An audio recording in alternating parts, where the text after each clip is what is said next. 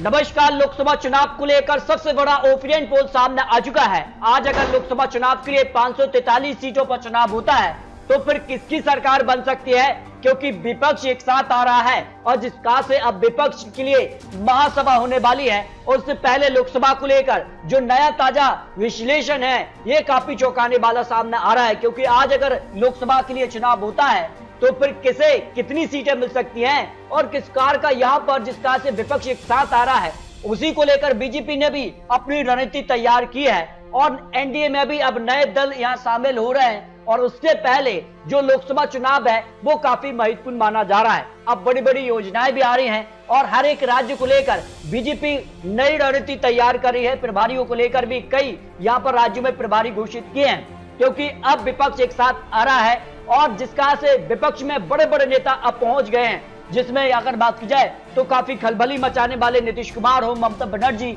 इसके अलावा आम आदमी पार्टी भी अब ये माना जा रहा है कि विपक्ष में आ रही है। और जिसका से भारत जोड़ो यात्रा कांग्रेस ने शुरू की है, उसके बाद विपक्ष क्या टक्कर दे पाएगा 2024 के लिए, इसको लेकर कुछ महत्वपूर्ण आंकड़े सामने आ रहे हैं, क्योंकि काफी हलचल लोकसभा चुनाव 2024 को लेकर देखी जा रही है। तो क्या कुछ होगा, क्या बड़ा खेला होने वाला है, इसको लेकर सारे अगर विरोधी एक साथ आते हैं तो क्या मोदी 300 से ज्यादा सीटें जीत पाएंगे, इस पर नए सर्वे के आंकड़े बेहद ही चौंकाने वाले सामने आ रहे हैं। तो ऐसे 4 राज्य हैं जहां बीजेपी को बड़ा झटका 2019 में रहा था, जिनमें पंजाब, तमिलनाडु, आंध्र प्रदेश और केरल। लेकिन इस बार बीजेपी इन राज्यों को लेकर भी अपनी नई रणनीति के तहत काम कर रही है और दक्षिण भारत में अपने पैर जमाने के लिए बड़ी बड़ी योजनाएं भी यहाँ पर ला रही है, जिस कार की बड़ी बड़ी यहाँ पर घोषणाएं की गई हैं। तो ऐसे में अगर बात की जाए तो 2019 में भी 14 ऐसे राज्य रहे थे जहां कांग्रेस का भी खाता नहीं खुला था, जिसमें गुजरात, दिल्ली, जम्मू कश्मीर, सिक्किम, नागालैंड, राजस्थान, उत्तराखंड, अरुणाचल प्रदेश, मिजोरम, आंध्र प्रदेश, हरियाणा, हिमाचल प्रदेश, मणिपुर और त्रिपुरा। लेकिन कांग्रेस ने भारत जोड़ो यात्रा के जरिए कुछ राज्यों में या विधानसभा चुनाव में भी सरकार बनाई, जिसमें कर्नाटक और जिसका से हिमाचल। तो ऐसे में काफी कुछ बदलाव देखने को मिल रहा है और कांग्रेस भी इसी तर्ज पर विपक्ष के नेताओं को एक साथ लाने का प्रयास कर रही है, ताकि जहां उनको नुकसान हुआ है उसकी भरपाई की जा सके। जबकि क्या सारे विपक्षी मिलकर मोदी जी को हरा पाएंगे, इस पर देखिए मोदी जी जीतेंगे 49% लोग मान रहे हैं, एक ही होंगे तो टक्कर दे पाएंगे, क्योंकि जिस कहा से माना गया है कि महाराष्ट्र में भी एनसीपी में फूट हुई है, शिवसेना में भी फूट हो चुकी है। उसके बाद क्या यहाँ विपक्ष के जो नेता हैं वो एक साथ आ पाएंगे, पीएम के तौर पर किसे घोषित करेंगे, ये भी एक बड़ा सवाल बना हुआ है। लेकिन बात की जाए तो मोदी और राहुल का सीधा मुकाबला अगर होता है तो ऐसी 161 सीटें हैं, 12 राज्य हैं जहां सीधे तौर पर कांग्रेस बीजेपी में कड़ी टक्कर होती है। और यहां पर बात की जाए तो काफी कुछ बदलाव 2019 में देखने को मिला था, जहां मोदी सरकार ने 147 सीटों पर जीत हासिल की थी, तो कांग्रेस ने केवल 9 सीट ही और अन्य के खाते में 5 सीट पर जीत मिली थी। यानी इसके अलावा की अगर बात की जाए तो यहाँ पर सीधे तौर पर नरेंद्र मोदी विशेष रीजनल पार्टी जो कि अन्य राज्य आते हैं, जिसमें यूपी, बिहार, झारखंड, बंगाल और उड़ीसा आती है, यहाँ से 198 सीटें आती हैं और यहाँ नरेंद्र मोदी जी ने यहाँ पर 116 सीटों पर जीत हासिल की थी, जबकि राहुल गांधी केवल 6 सीट और अन्य के पक्ष में 76 सीटों पर जीत मिली थी। लेकिन इस बार राहुल गांधी की रणनीति है कि विपक्ष को एक साथ लाया जाए, ताकि जो यहाँ का जो बोर्ड शेयर है उसमें बिखराव होता है उसको एक साथ लाया जाए, ताकि यहाँ पर जो 198 सीटें हैं यहाँ पर सीधी टक्कर एक यहाँ पर महागठबंधन विशेष यहाँ पर बीजेपी हो जाए। इसको लेकर महागठबंधन भी तैयार किया जा रहा है। जहां तक होता है कि मल्टी कॉर्नर फाइट अगर देखी जाए तो 93 सीटें हैं जहां सीधे तौर पर त्रिकोणीय टक्कर देखने को मिलती है। लेकिन इस बार विपक्ष का टारगेट है कि सीधी टक्कर यहां नरेंद्र मोदी विशेष यहां पर महागठबंधन हो जाए, ताकि जो बोर्ड शेयर है उसमें ज्यादा विक्राप देखने को ना मिले। इसके अलावा अगर बात की जाए तो क्या कुछ आंकड़ा बन सकता है लोकसभा चुनाव 2024 को लेकर, तो शुरुआत करते बिहार से लेकर, क्योंकि बिहार में काफी बड़ा उलटफेर देखने को मिला है और आए दिन बिहार में नए नए यहाँ पर जो है काफी कुछ राजनीति में उथल पुथल देखने को मिलती है। फिलहाल अगर बात की जाए तो बिहार में बीजेपी का नीतीश कुमार से गठबंधन टूटा है और उसके बाद एनडीए अकेली पड़ी है। लेकिन अब माना जा रहा है कि बीजेपी एनडीए में कुछ और दलों को यहां पर लाने का प्रयास कर रही है और अगर आज चुनाव होते हैं तो वोट शेयर के मामले में 45% वोट शेयर एनडीए के पक्ष में जा सकता है। लेकिन सीटें यहां पर 22 से 24 सीटें जा रही हैं। जबकि महागठबंधन की भी बात की जाए तो महागठबंधन में भी काफी उथल पुथल देखने को मिल रही है, काफी घटपट यहां पर है। जेडीयू आरजेडी के यहाँ नेता हो या फिर जिसका से यहाँ पर आपसी तनाव है, उसका कहीं न कहीं खामियाजा यहाँ भुगतना पड़ रहा है। करीब 42% वोट शेयर है यहाँ पर महागठबंधन के पक्ष में, वो 16 से 18 सीटें मिल सकती हैं। अदर की बात की जाए तो यहाँ 12% वोट शेयर से 0 सीट मिल सकती है। 2019 की बात की जाए तो 39 सीटों पर जीत मिली थी एनडीए के लिए, लेकिन इस बार जिसका से नीतीश कुमार अलग हुए हैं उसका नुकसान भी बिहार में बीजेपी को हो सकता है, जो अनुमान लगाया जा रहा है। असम की 14 सीट की बात की जाए तो भारतीय जनता पार्टी को जहां पर 41% वोट शेयर से 8 से 10 सीटें मिल सकती हैं, जबकि कांग्रेस को लेकर 37% वोट शेयर से 3 से 4 सीट, और यहां पर एआईडीएफ के पक्ष में यहां 7% वोट शेयर से 0 से 1 सीट, अन्य के पक्ष में भी 0 से 1 सीट जा सकती है। इस तरह से अगर बात की जाए तो असम में भी सबसे ज्यादा सीटें भारतीय जनता पार्टी के पक्ष में जा रही हैं। पश्चिम बंगाल भी सबसे महत्वपूर्ण आज माना जा रहा है, क्योंकि हाल ही में यहाँ पंचायत चुनाव में भी बड़ा उलटफेर देखने को मिला है, और उस हिसाब से अब माना जा रहा है कि पश्चिम बंगाल भी जहां पर लोकसभा चुनाव के लिए भी महत्वपूर्ण हो जाएगा। टीएमसी को यहां 44% वोट शेयर से 20 से 22 सीटें मिल सकती हैं, बीजेपी को 40% वोट शेयर से 18 से 20 सीट है, सीपीएम को 5% वोट शेयर से 1 से 2 सीट, और कांग्रेस को भी 5 से यहां पर जो वोट शेयर करीब उससे 1-2 सीट मिल सकती है। इस तरह से सीधे तौर पर इस बार सीधे तौर पर बीजेपी और टीएमसी में कड़ी टक्कर देखने को मिल सकती है, जो अनुमान दिखाई दे रहा है। लेकिन महागठबंधन में जिस कार से पश्चिम बंगाल के लिए ममता बनर्जी पीएम का चेहरे का भी दावा कर चुकी हैं, तो क्या बन पाएंगी, उसके बाद काफी कुछ हलचल पश्चिम बंगाल में देखने को मिल सकती है।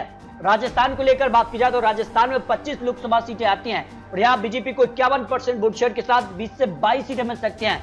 वही कांग्रेस को 38% वोट शेयर से 3 से 5 सीट, अदर के पक्ष में 0 से 1 सीट जा सकती है। यानी राजस्थान को लेकर भी काफी हलचल देखने को मिल रही है, जिसका से अशोक गहलोत और सचिन पायलट को लेकर भी हो बात। यहाँ पर बीजेपी में वसुंधरा राजे के नेतृत्व में क्या बीजेपी राजस्थान में विधानसभा चुनाव भी लड़ेगी, ये भी काफी महत्वपूर्ण हो जाता है। तो काफी कुछ अंतर देखने को मिलेगा। राजस्थान विधानसभा चुनाव के जो परिणाम होंगे उसके बाद लोकसभा में भी काफी इसका असर पड़ेगा। पंजाब की बात की जाए तो पंजाब में भी काफी हलचल हो चुकी है। पंजाब में यह आम आदमी पार्टी ने पहली बार सरकार बनाई है, और ऐसे में आम आदमी पार्टी का सबसे ज्यादा वोट शेयर जा रहा है, 32% वोट शेयर, 4 से 6 सीटें पंजाब में आम आदमी पार्टी को मिल सकती हैं। वही बीजेपी यहाँ 15% वोट शेयर के साथ 1 से 3 सीट मिल सकती है।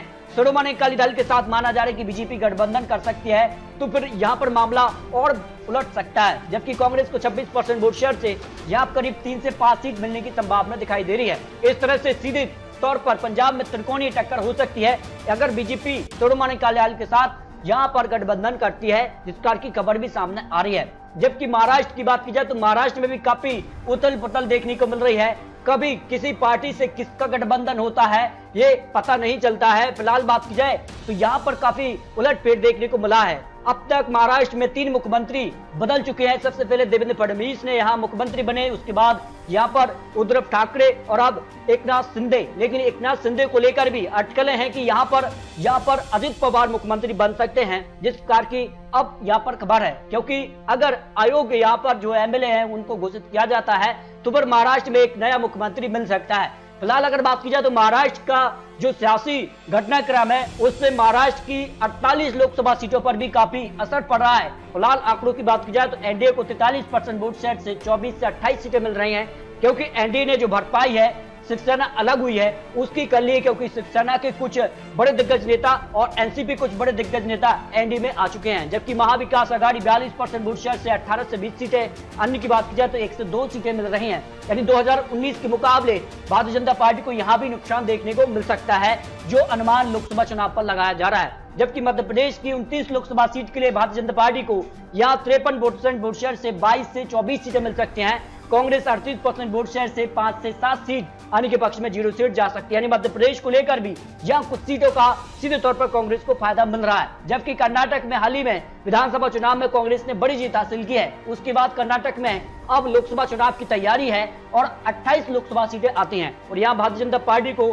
42% वोट शेयर के साथ 15 से 17 सीटें मिल सकती हैं। कांग्रेस को 44% वोट शेयर से 10 से 12 सीट, और जेडीएस को यहाँ 9% वोट शेयर से 1 से 2 सीटों की संभावना दिखाई दे रही है। अन्य के पक्ष में 0 सीट जा रही है। यानी कर्नाटक में 28 लोकसभा सीटें हैं, और यहाँ पर सबसे ज्यादा फायदा भारतीय जनता पार्टी को 2019 में मिला था, लेकिन इस बार वो यहाँ विधानसभा चुनाव में हार हुई है। उसके बाद लोकसभा चुनाव में भी कुछ सीटें घट सकती हैं, जबकि कांग्रेस को यहाँ पर कुछ सीटों का फायदा मिल सकता है। तेलंगाना में भी इसी साल विधानसभा चुनाव होने हैं और 17 लोकसभा सीटें आ जाती हैं, और बीजेपी ने तेलंगाना को लेकर प्रधानमंत्री मोदी जी चुनावी मैदान में उतर गए हैं और बड़े बड़े ऐलान तेलंगाना को लेकर किए हैं। और ऐसे में अब बीआरएस यहाँ 37% वोट शेयर से 9 से 11 सीटें मिल सकती हैं। वही बीजेपी 25% वोट शेयर से 3 से 5 सीट, कांग्रेस को 29% वोट शेयर से 2 से 3 और आने के पक्ष में 1 लोकसभा सीट जा सकती है। और आने वाले वक्त में तेलंगाना को लेकर जो बीजेपी ने विधानसभा चुनाव में जीत का दावा किया है, अगर बीजेपी तेलंगाना में सरकार बनाती है तो फिर लोकसभा चुनाव में भी सीटों में इजाफा हो सकता है। गुजरात को लेकर जो आंकड़ा है 26 सीटों पर, 2019 में भी सभी 26 सीटों पर भारतीय जनता पार्टी ने कमल खिलाया था और विधानसभा चुनाव में भी एक बम्पर जीत भारतीय जनता पार्टी को यहां मिली है, ऐतिहासिक जीत मिली है। उसका फायदा लोकसभा चुनाव में मिल रहा है। सभी यहां 26 सीटों पर एक बार फिर से भारतीय जनता पार्टी यहां पर जीत हासिल कर रही है। छत्तीसगढ़ की बात की जाए तो 11 लोकसभा सीटें आती हैं और यहाँ भारतीय जनता पार्टी को 47% वोट शेयर से 6 से 8 सीट जा सकती हैं। कांग्रेस को 44% वोट शेयर से 3 से 5, अन्य के पक्ष में 0 सीट जा सकती है। यानी छत्तीसगढ़ को लेकर भी काफी चौंकाने वाले आंकड़े, क्योंकि इस साल छत्तीसगढ़ में भी विधानसभा चुनाव होने हैं और अगर यहाँ कांग्रेस या बीजेपी किसकी सरकार बनती है उसके बाद यहाँ के आंकड़े में भी उलटफेर देखने को मिलता है। हरियाणा की बात की जाए तो 10 लोकसभा सीटें आती हैं और यहाँ बीजेपी 47% वोट शेयर से 6 से 8 सीट निकाल सकती है। कांग्रेस 35% वोट शेयर से 1 से 3 सीट और यहाँ पर आने के पक्ष में भी यहाँ पर 1 सीट जा सकती है। इस तरह से अगर बात की जाए तो हरियाणा को लेकर भी चौंकाने वाले आंकड़े हैं। फिलहाल बात की जाए तो यहाँ पर काफी कड़ी टक्कर है, लेकिन भारतीय जनता पार्टी सबसे बड़ी पार्टी बन रही है। जबकि दिल्ली की 7 लोकसभा सीट की बात की जाए तो यहाँ पर सीधा मुकाबला अब बीजेपी वर्सेस आम आदमी पार्टी हो चुका है और जिस कहा से 2019 में भारतीय जनता पार्टी ने सभी 7 सीट पर जीत हासिल की थी, लेकिन इस बार जिस कहा से एमसीडी चुनाव और यहाँ विधानसभा चुनाव में आम आदमी पार्टी ने सरकार बनाई है, उसके बाद माना जा रहा है कि दिल्ली की 7 लोकसभा सीटों पर भी इसका असर देखने को मिल सकता है। तो कई ऐसी सीट होंगी जहां आम आदमी पार्टी लोकसभा चुनाव में बीजेपी को टक्कर दे सकती है। 6 से 7 सीट यहां बीजेपी निकाल सकती है कड़ी टक्कर के बीच।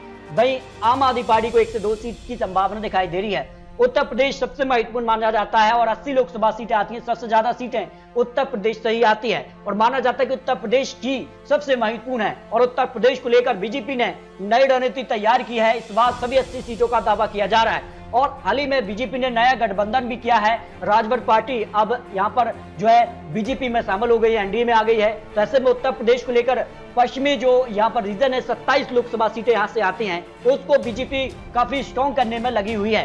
तो बीजेपी यहाँ पर करीब 50% वोट शेयर से 68 से 72 सीट निकाल सकते हैं। वही समाजवादी पार्टी 29% वोट शेयर से 4 से 8 सीट, कांग्रेस यहाँ पर 1 से 2 सीट मिल सकती हैं, बीएसपी यहाँ पर 0 सीट और अन्य के पक्ष में भी 3 से 4 सीट जाने की संभावना दिखाई दे रही है। इस तरह से अगर बात की जाए तो उत्तर प्रदेश में बीजेपी सबसे बड़ी पार्टी एक बार फिर से बन सकती है। 2019 में 64 सीटें मिली थी, इस बार बीजेपी और आंकड़ा बढ़ाती नजर आ रही है, जो सर्वे ओपिनियन पोल सामने आ रहा है। बात की जाए यहाँ पर अगर तो केरल के लिए 20 लोकसभा सीटें आती हैं, यहाँ बीजेपी 1 से 2 सीट मिल सकती है, कांग्रेस 11 से 13 सीट, सीपीएम 2 से 3। यहाँ पर अन्य की बात की जाए तो अन्य के पक्ष में 1 से 2 सीट जा सकती है, लेकिन कांग्रेस को यहाँ पर जबरदस्त फायदा मिल रहा है क्योंकि कांग्रेस ने भारत जोड़ो यात्रा यहाँ से शुरू की थी। करीब 13 सीट तक यहाँ कांग्रेस का जो है आंकड़ा पहुंच सकता है। जबकि अगर बात की जाए लोकसभा चुनाव को लेकर उड़ीसा की 21 लोकसभा सीट भी महत्वपूर्ण है। यहाँ बीजू जनता दल को 12 से 14 सीटें मिल सकती हैं, बीजेपी यहाँ 6 से 8 सीट, कांग्रेस 0 सीट, अन्य के पक्ष में भी 0 सीट जा सकती है। यानी उड़ीसा में सीधे तौर पर जो है बीजू जनता दल और भारतीय जनता पार्टी के बीच कड़ी टक्कर देखने को मिल सकती है लोकसभा चुनाव को लेकर जो आंकड़ा बन रहा है। जबकि अगर बात की जाए तो यहाँ पर जिसका से तमिलनाडु की 39 लोकसभा सीटें आती हैं जो कि निर्णायक होती हैं। यहाँ डीएमके जो कि कांग्रेस गठबंधन है उसको 18 से 22 सीट, जबकि यूपीए के पक्ष में 8 से 10 सीट मिल सकती हैं। जबकि जो बीजेपी का गठबंधन एआईडीएमके के साथ है उसको 5 से 8 की संभावना दिखाई दे रही है। इन्हें यूपीए को तमिलनाडु में भी बड़ा फायदा मिलता नजर आ रहा है, जो ओपिनियन पोल सामने आ रहा है। तो इस तरह से अगर बात की जाए लोकसभा चुनाव 2024 को लेकर जो 543 सीटों का नया सर्वे सामने आ रहा है, उस हिसाब से आज चुनाव हो जाते हैं तब ये आंकड़े बन रहे हैं। भारतीय जनता पार्टी को 285 से लेकर 325 सीटें मिल रही हैं, यानी एनडीए को 285 से लेकर यहाँ 325 सीटों का आंकड़ा मिलता नजर आ रहा है। और कांग्रेस की बात की जाए तो कांग्रेस को 111 से लेकर 149 सीट मिल रही हैं, जबकि टीएमसी को 20 से 22 सीट, वाईएसआर को यहाँ 24 से 25 सीट, यहाँ बीजेडी को यहाँ पर 12 से 14 सीट, बेरस को यहाँ पर जो है 9 से 11 सीटें मिल सकती हैं, आम आदमी पार्टी 4 से 7 और समाजवादी पार्टी 4 से 8, अन्य के पक्ष में 18 से 28 सीट जा सकते हैं। तो इस तरह से अगर बात की जाए तो एनडीए को लेकर जो सर्वे है उस हिसाब से एनडीए सबसे बड़ी पार्टी बन रही है और बहुमत के आंकड़े को पार करती नजर आ रही है।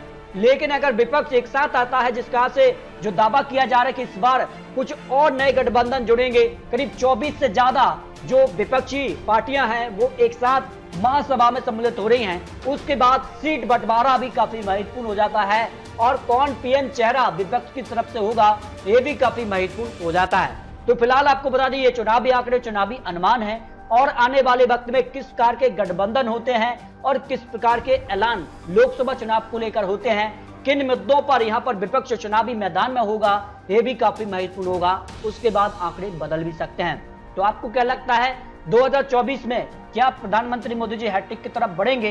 क्या 300 पार का आंकड़ा एनडीए को मिलेगा? जो दावा बीजेपी कर रही कि 350 एक बार फिर से, लेकिन यूपीए दावा कर रही कि इस बार यहां पर वो वापसी करेंगे, ये काफी महत्वपूर्ण हो जाता है। तो आपको अपनी राय जरूर रखनी है। मिलते हैं दोस्तों और लेटेस्ट और महत्वपूर्ण विश्लेषण के साथ, तब तक ले जय हिंद, जय भारत।